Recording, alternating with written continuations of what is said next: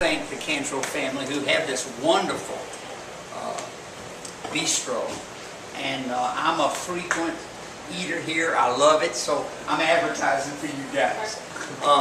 And they suggested a month or more ago, when I was in here one day for lunch between New Hampshire and Iowa, that they invite the neighbors. Hey Rolf, that they invite the neighbors in the community to meet and greet buddies. So that's what we're doing tonight. And I thank all of you for coming. I know you have things to do, so I won't take long. But I would like to discuss what's happening in America for just a few minutes, and then be able to take your questions if you would let me do that. As you know, for about 2 months, I've announced my exploration committee, and I have been in Iowa, New Hampshire, and South Carolina for most of the past 2 months. I'm not well known, but I like where we are. The issues really start with the reason I'm running is that I think America's in trouble. I think it's a great nation. I love America. But I think for a variety of reasons, including lack of leadership, and in some cases the wrong kind of leadership, we're hurting as a nation. We owe more than we'll ever repay. That's about 14.3 trillion, and the president's trying to raise that another couple of trillion. Our deficit is more than $1 trillion a year for the next 10 years. So we'll go from 14.3 in the president's budget to $28 trillion. That's how much we owe. Huge debt. Second thing and by the way, for those of you who are not bankers or economics majors, who cares about debt, right? You ever had a home? You ever had to deal with foreclosures or mortgages? Debt's a powerful thing. Abraham Lincoln once said that excessive debt shrinks a nation. Look at what debt's done to America. Thomas Jefferson got notice one day that the Louisiana Purchase was available. You know why? Napoleon needed to pay off his debts. That's why we're part of America. Excessive debt shrunk France, cut it in half, doubled America. We have a $14.3 trillion debt, and we're going to add $10 trillion to it in the next 6 years. That's the first thing. Second thing is the fact that we don't have any jobs, if I can be blunt about it. And it hadn't happened just in the last 2 years. We have 1 million fewer jobs in America now than we had 12 years ago. Didn't know that, did you? Starting under Bill Clinton, we have been dead in the water. The last 12 years, we've gone from 132 million Americans working to 131 million. Actually, it's 130.7 million. Debt that we can't repay, jobs that we don't have. Not only have we lost jobs, we've lost the best jobs.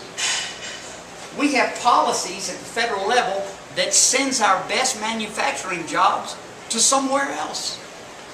We send them to China, don't we? We send them to Germany. We send them to Mexico. What, we don't need them? Oh, I see. Here's the way you build a nation. You take jobs that pay $40 an hour, and you replace them with jobs that pay $7 an hour. And you say, look at this, man. Aren't we doing well? Do you know we have a tax code that pays our largest corporations to build plants in other nations, and they get to deduct it from their taxes? What a great deal that is for GE. GE made $14.2 billion last year, and you know how many taxes they paid in America? 0. They paid more taxes in Germany, France, and Italy than they did in the United States of America. You know why? They built plants there to ship our jobs to those countries. Look, debt that won't be repaid, I'm afraid, and people who will never find a good job again if we're careful. 25% of all American families are hurting. They're either out of work, quit looking, are underemployed.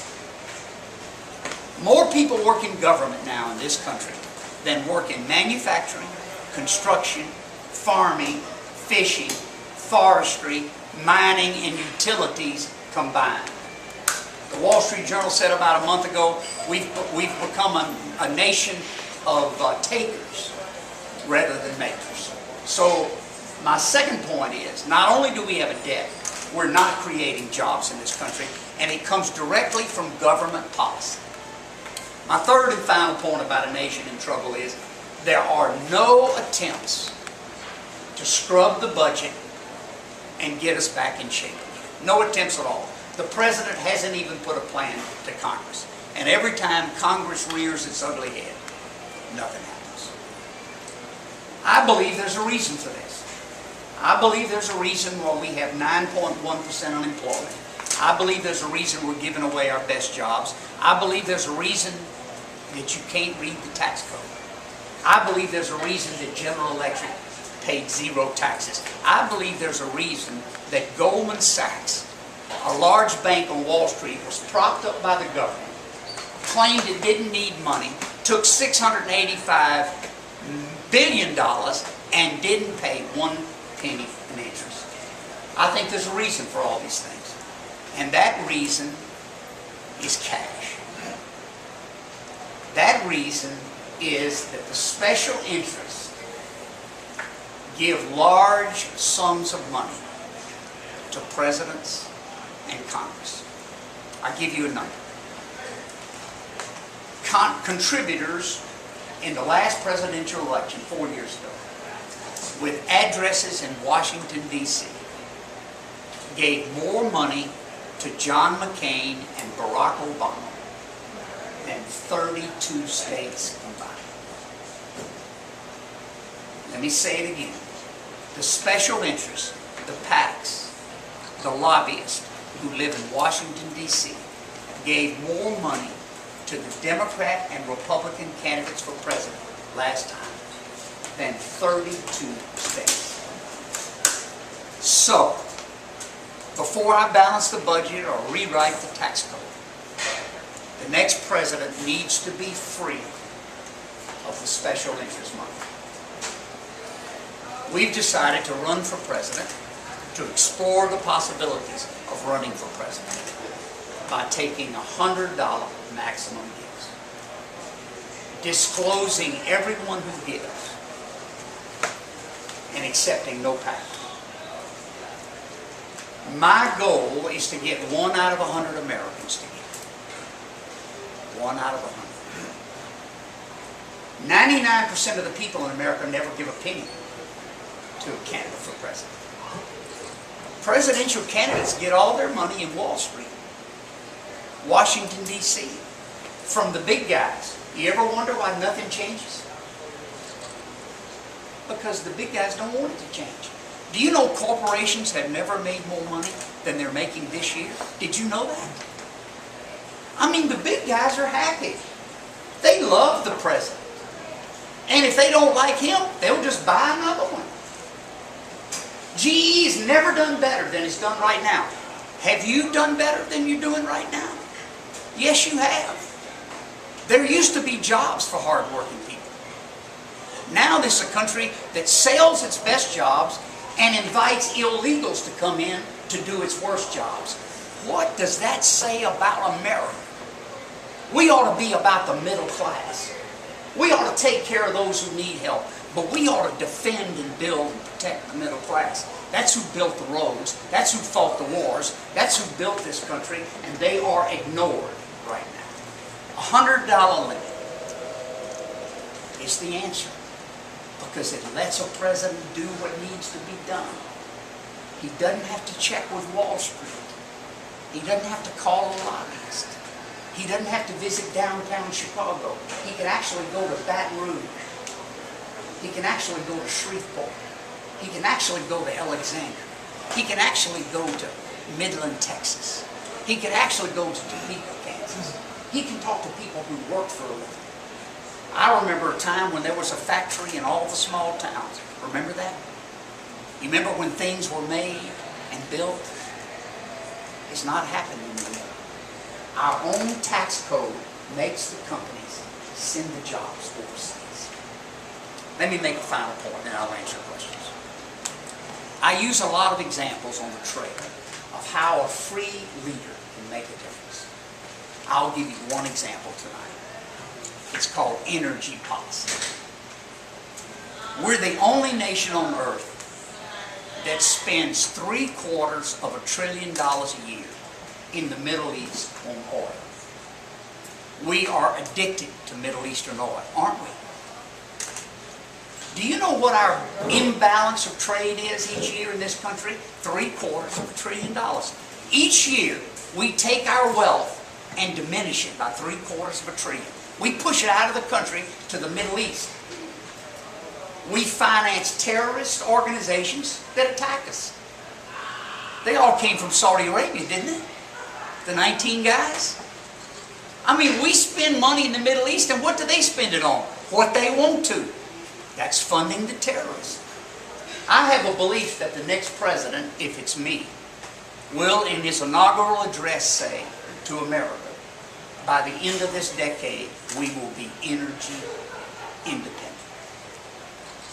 Beginning my first day as president, we're going to drill. We're going to drill where there's oil and natural gas. We're going to drill where we can find it, onshore or offshore. We're going to put a tariff in the second year on all foreign oil. We will shut down Chavez in Venezuela. We will tell the world that we will accept no products in this country produced by oil from Iran. Iran is trying to build a nuclear weapon that will cause us great grief. We will shut it down and tell every one of our trading partners on earth, from China to Argentina, we will accept no products in this country if they were made with one drop of oil from Iran. We will tariff all foreign oil at ever-increasing prices until we wean ourselves from it, except oil and gas from Canada and Mexico. They will be our partners. We will be energy free. We will increase the refinery capability in this country by 30%. We will give permission to do that our first year. We will be environmentally clean. I am an environmentalist. I make no apologies about that. I think we ought to be good to our air and water. It'll be good to us. But with new technology, we can drill. I noticed President Obama was lamenting the price of gas the other day in Washington. I started laughing. I could hardly sit still. Here's a guy with one blowout in the Gulf of Mexico, shuts it down for a year. Shallow wells, deep wells, he didn't care. I'm wondering to myself, Mr. President, we've had a commercial airliner go down while you were president. We didn't stop flying, did we? It's time for us to be what's good for America. It's time for us to use common sense. We're going to drill and drill right, but we will be energy independent. That's an example of what a president free to lead can do. You know why other presidents can't do that? Obama's been twice to Houston. Raised about $60 million from the big oil companies. You think he's free to tariff oil from the Middle East where they have long-term contracts to drill? It won't happen. Look, these answers aren't hard. Scrubbing the budget, changing the tax code, deregulating small business so it'll create new jobs, energy independent, a fair tax code to quit paying companies for sending jobs. This is easily done, but you've got to be free to do it. We've gotten contributions from 45 or 46 states so far. We're raising enough money to keep this campaign alive. I need you now. It's not about me. I'm happy. I'm healthy. I am traveling America small town to small town, and the crowds are growing, believe me. Word's getting out. Did you hear that? I need you now. I need everybody in this room to pledge $100 if you can afford it. If you can't, I'll take $5 or $25.